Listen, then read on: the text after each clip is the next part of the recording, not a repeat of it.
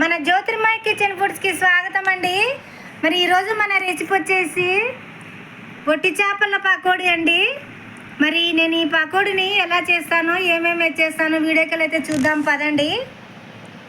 Recipe వచ్చేసి ఎండు చేపల పకోడీ అండి. ఎండు చేపలవి ఒట్టి చేపలు ఇవి, వీటితో నేను పకోడీ చేస్తున్నానండి. మరి ఇందుకు కావాల్సిన ఇంగ్రీడియంట్స్ అండి ఇవి: ఆయిల్, బియ్యం పిండి అండి, కార్న్ఫ్లోర్, ఇది మైదా పిండి, కార్న్ఫ్లోరు, బియ్యం పిండి, పసుపు, అల్లం పేస్టు, మిరియాల పొడి, కారం అండి, ఇది గరం మసాలా, ఉప్పు, కరివేపాకు, జీలకర్ర పొడి అండి. ఇంతే అండి మన ఒట్టి చేపల పకోడీకి కావాల్సిన ఇంగ్రీడియంట్స్. మరి ప్రాసెస్లోకి అయితే వెళ్దామండి. ఇవైతే మేము కొంచెం వేడి నీళ్ళల్లో వేసి నానబెట్టి కడిగి బాగా శుభ్రం చేయాలండి. వీటిని నేనైతే వేడి నీళ్ళు పెట్టుకొని బాగా శుభ్రం చేసి పెడతానండి. వేడి నీళ్ళలో కడిగి 2-3 సార్లు మళ్ళీ మంచి నీళ్ళలో కడిగి పెడతానండి శుభ్రంగా. మరి ఆ ప్రాసెస్ అయితే ఇప్పుడు చూద్దామండి. ఇందులో అయితే ఒక 2 టేబుల్ స్పూన్లు కార్న్ఫ్లోర్ అయితే వేస్తున్నానండి. కార్న్ఫ్లోర్ వేసాను. ఇది బియ్యం పిండి అండి, 1 స్పూన్ అయితే వేస్తున్నాను. సగమే పడింది కాబట్టి నేను మళ్ళీ ఒకటి వేసాను.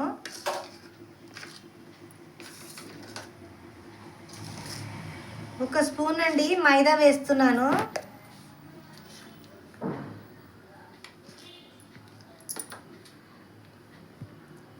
కొద్దిగా అయితే పసుపు వేస్తున్నాను. కొద్దిగా అయితే మిరియాల పొడి వేస్తున్నాను. ఉప్పు అయితే చూసుకొని వేసుకోవాలండి, ఎందుకంటే ఒట్టి చేపలు కదా, అందులో ఉప్పు అనేది చాలా ఎక్కువ ఉంటుంది.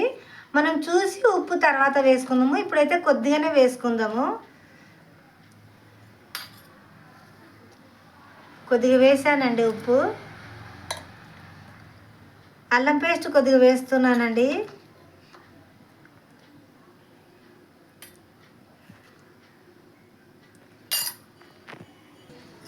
కొద్దిగా అయితే నేను జీలకర్ర పొడి కూడా వేస్తున్నానండి, కొద్దిగానే అండి.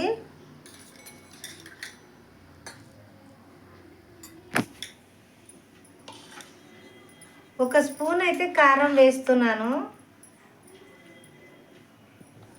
సరిపోతుందండి, కొద్దిగానే ఉన్నాయి కదా ఎండు చేపలు. మరి దీన్ని అయితే బాగా మనము కొద్దిగా ఆయిల్ వేసి బాగా కలిపేద్దామండి.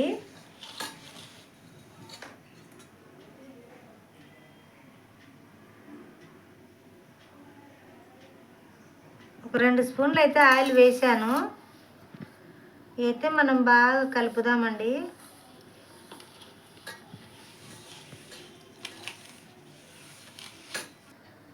కొద్దిగా అయితే వాటర్ వేస్తున్నానండి.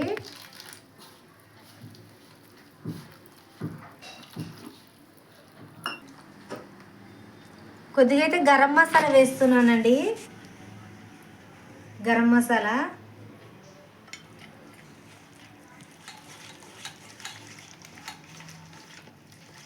చాలా టేస్టీగా అయితే ఉంటాయండి ఇవి. ఎండు చేపలు కదా, పప్పుచారు చేసుకున్నప్పుడు కానీ, టమాటో రసం చేసుకున్నప్పుడు కానీ, స్నాక్స్కి కానీ ఎట్లయినా తినొచ్చండి. వీటిని చాలా బాగుంటాయి. మీరు కూడా ఒకసారి ట్రై చేయండి ఈ విధంగానే. ఈ విధంగా అయితే కలుపుకున్నామండి. ఇవి ఈ విధంగా ఈ థిక్నెస్ ఉంటే సరిపోతుంది. మనం ఇప్పుడు దీన్ని పక్కన పెట్టుకొని ఇప్పుడు ఎండు చేపలండి వేడి నీళ్ళలో కడిగి మళ్ళీ 2-3 సార్లు మంచి నీళ్ళలో శుభ్రంగా కడిగి ఇందులో వేసేసుకుందామండి. ఆ ప్రాసెస్ ఏంటో చూద్దాం. వేడి నీళ్ళు అయితే కాగుతున్నాయి. ఈ విధంగా చేసుకుంటే సరిపోతుందండి. ఇతర థిక్నెస్ ఉండాలా, మరీ లూజ్ ఉండకూడదు, మరీ గట్టిగా ఉండకూడదు. ఈ విధంగా ఉంటే సరిపోతుంది. చూస్తున్నారు కానివ్వండి, మీరైతే సబ్స్క్రైబ్ చేయడం లేదండి. ప్లీజ్ అండి సబ్స్క్రైబ్ చేసుకోండి.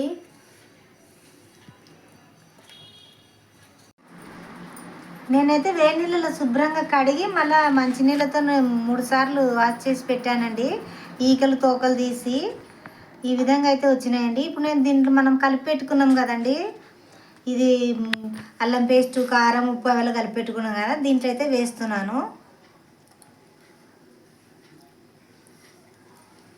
దీన్ని అయితే బాగా కలిపి పెడదామండి. ఈ విధంగా అయితే కలిపి పెట్టుకున్నాం కదండి. ఇప్పుడు మనం డీప్ ఫ్రైకి ఆయిల్ పెట్టుకుందాము. స్టవ్ అయితే ఆన్ చేస్తున్నానండి నేను. ఆయిల్ అయితే వేసుకుందాము. ఫుల్ పెట్టకూడదండి మంట. అదేనేది కొంచెము తగ్గించుకొని పెట్టుకోవాలి. మరీ ఎక్కువ ఫుల్ పెడితే ఆయిల్ ఎక్కువ కాగకూడదు అనమాట దీనికి. ఎందుకంటే లోపల బాగా ఫ్రై కావాలి కాబట్టి, ఎండు చేపలు పడి తొందరగా మాడిపోతుంది. ఎక్కువ అయితే మంట పెట్టకూడదు. ఆయిల్ అయితే వేసానండి.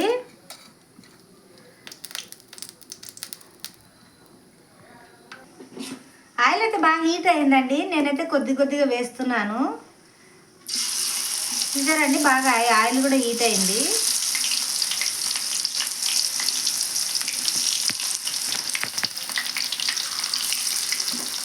చాలా టేస్ట్ అయితే ఉంటాయండి ఇవి, మీకు తెలియదు కాదు. చాలా అయితే బాగుంటాయి. ఎండు చేపలు కదా, సూపర్గా ఉంటాయండి. మనం పప్పుచారు చేసుకున్నప్పటికి ఇంకా సూపర్గా ఉంటాయండి. స్నాక్స్ ఐటమ్స్ కూడా తినొచ్చండి. వీటిని ఎలాగైనా తినొచ్చండి, ఎట్లయినా తినడమే కదా. కానీ పప్పుచారు కానీ చేసుకుంటే ఇంకా బాగుంటాయండి. ఇవి మనం వేసిన వెంటనే కలపకూడదండి. ఒక 10 నిమిషాలు కొంచెం బాగా ఒక 2 నిమిషాలు 3 నిమిషాలు అట్లా ఉంచేసి తర్వాత తిప్పుదామండి.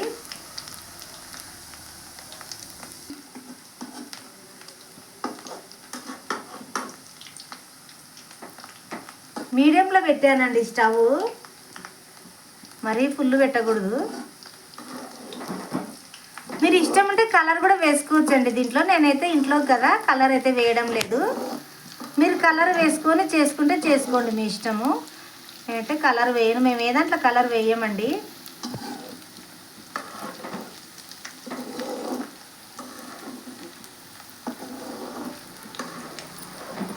ఒక 5 నిమిషాలండి బాగా ఫ్రై అయిన తర్వాత మళ్ళీ ఈ పాటు ఇట్లా తిప్పుదాము.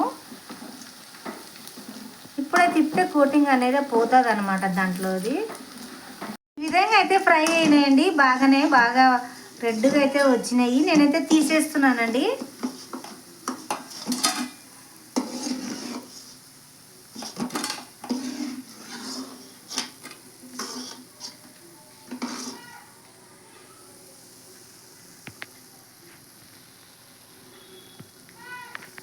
మళ్ళీ అయితే వేస్తున్నానండి నేను.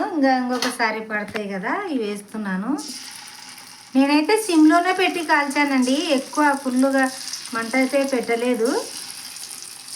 సిమ్లో అంటే మరీ కొద్దిగా పెంచానులే, మరీ సిమ్లో కాదు.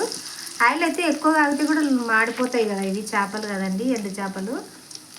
అందుకని నేను కొద్దిగా ఎక్కువ పెట్టి తక్కువనే పెట్టి కాల్చాను, ఎక్కువ అయితే పెట్టలేదు.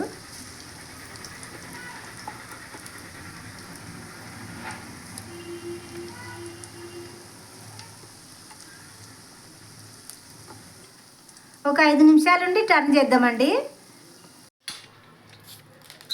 నేను దాంట్లో మిగిలిపోయిన దాంట్లోనే ఇవి రొయ్యలు కూడా వేసేసానండి. లావు రొయ్యలు ఇవి కడిగి 3 సార్లు బాగా శుభ్రంగా కడిగి వేసానండి. ఇవి కూడా పకోడీ లెక్కనే చేస్తున్నాను.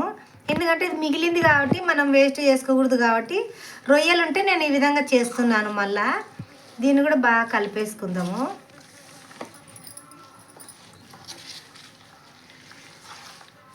ఈ విధంగా అయితే కలిపానండి నేను. రొయ్యలు ఒట్టి రొయ్యలు అండి ఇవి.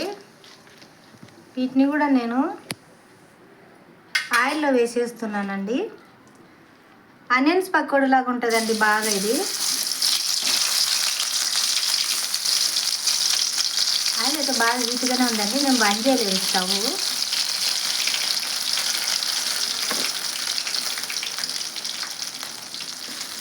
ఇందులో కూడా మీరు కలర్ వేసుకుంటే వేసుకోవచ్చండి. నేనైతే వేయను కలరు.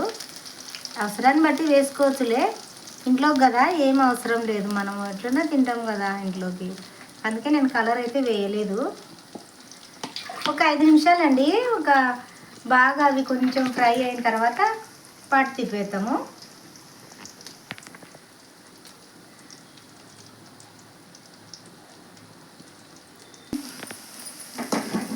ఇవైతే బాగా ఫ్రై అయినాయండి.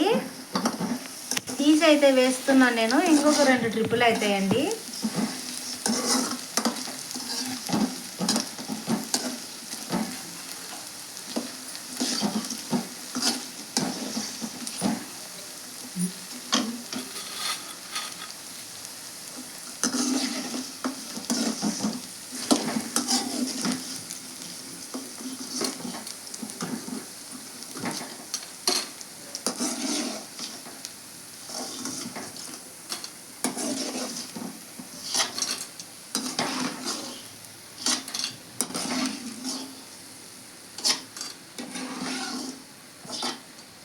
మళ్ళీ వేసుకుందామండి ఇంకొకసారి.